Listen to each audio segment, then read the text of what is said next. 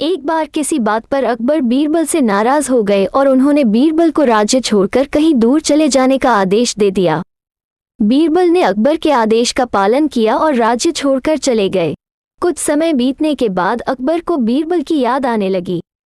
कई महत्वपूर्ण मुद्दों पर बीरबल का मशवरा अकबर को निर्णय लेने में मदद करता था, इसलिए बीरबल के बिना निर्णय लेने में अकबर को असुविधा होने लगी। आखिरकार उन्होंने अपने सैनिकों को बीरबल को ढूंढने के लिए भेजा।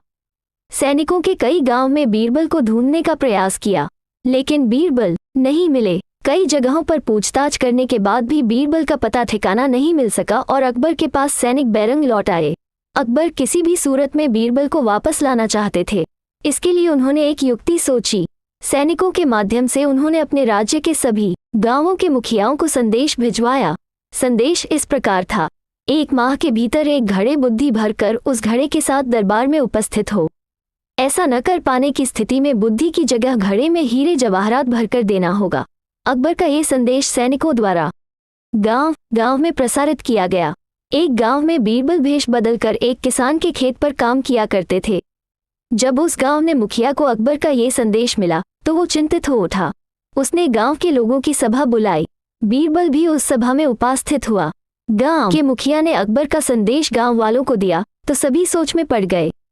तब बीरबल ने मुखिया से आग्रह किया, महाशय, आप मुझे एक घड़ा दे दें, मैं उसे इन महीने के अंत तक उसे बुद्धि से भर दूंगा। मुखिया के पास और कोई चारा नहीं था। उसने एक घड़ा बीरबल को दे दिया। बीरबल वो घड़ा लेकर किसान के उस खेत पर चला गया जहां वो काम किया करता था। वहां उसने कद्दू उगाए थे।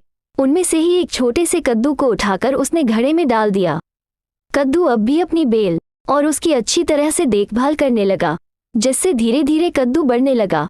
कुछ दिनों बाद कद्दू का आकार इतना बड़ा हो गया कि उसे घड़े से बाहर निकाल पाना असंभव था। कुछ और दिन बीतने के बाद जब कद्दू का आकार घड़े के आकार जितना बड़ा हो गया, तब बीरबल उसे उसकी बेल से काटकर अलग किया। घड़े का मुंह कपड़े से ढकने के बाद वो गांव के मुखिया के पास पहुंचा और वो घड़ा उसे देते हुए बोला, ये घड़ा बादशाह अकबर को दे देना और उनसे कहना कि इसमें बुद्धि भरी हुई है।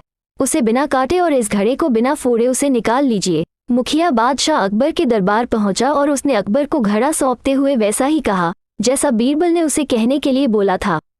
अकबर ने जब घड़े के ऊपर से कपड़ा हटाया और उसमें झांक कर देखा तो उसमें उन्हें कद्दू दिखाई दिया। वे समझ गए कि इतनी दूर की सोच सिर्फ बीरबल की ही हो सकती है। पूछने पर मुखिया ने बताया कि यह उसके गांव के एक किसान के खेत में काम करने वाले व्यक्ति ने किया है। अकबर जान चुके थे कि वो व्यक्ति और कोई नहीं बल्कि बीरबल है। वे तुरंत मुखिया के गांव गए। वहां किसान के घर जाकर बीरबल से मिले और उससे माफी मांगकर वापस दरबार में ले आए। सीख, हर समस्या का कोई न कोई हल अवश्य होता है।